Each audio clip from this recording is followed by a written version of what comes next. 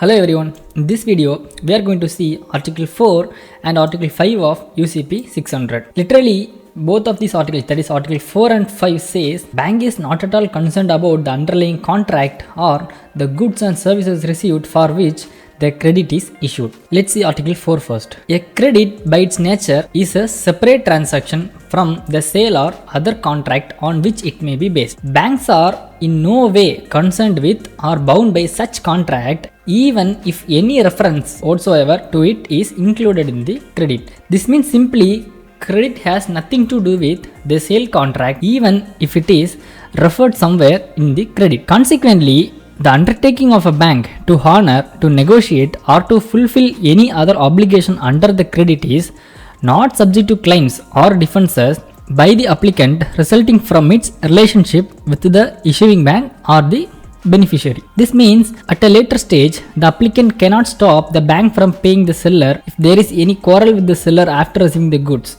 right? Similarly, the bank cannot stay back from paying the seller, stating reasons like the limit becoming pay or any other internal issues. The undertaking given by the bank cannot be repealed at any cost. Next one is, a beneficiary can in no case avail itself of the contractual relationships existing between banks or between the applicant and the issuing bank. This means issuing a LC is at the whole discretion of issuing bank. It can also refrain from issuing a LC. At that time, the beneficiary cannot interfere with the decision of issuing bank. Beneficiary cannot ask the issuing bank like, why you are not issuing a LC in my favor, even my client is having a LC limit with you. Next, Article 4b. An issuing bank should discourage any attempt by the applicant to include as an integral part of the credit copies of the underlying contract, pro forma invoice and the like. Some applicants think like LC is safeguarding their goods and will try to include their copy of contract or the like along with the documents record section in letter of credit. So here issuing bank should give the clarity to its applicant that bank is concerned about the documents alone and ask them to remove such content. Next one is Article 5. Documents versus goods, services or performance.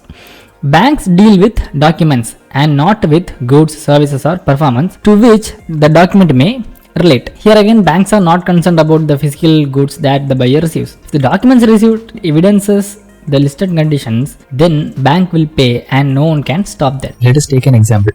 Here, this issuing bank issued a credit in favor of this beneficiary as per the request of this applicant. Later, this beneficiary submitted the documents to this issuing bank through this nominated bank after shipping the goods. And now this issuing bank found the documents are complying as per the credit and released the shipping documents to this applicant. Now this applicant is approaching this issuing bank like, see, the goods received are not as per our contract, or the goods received are not of the right or expected quality, and please stop the payment until I give you further instructions. Now what the issuing bank should do? The issuing bank will not even consider this applicant's request. Why? Because the documents are complying as per the credit and UCP as well as ISBP rules. So the issuing bank must pay the beneficiary irrespective of the instruction by this applicant, right? Hope you understood Article 4 and 5. If you found this video helpful, do subscribe to my channel and give a thumbs up. Thanks for watching and have a great time.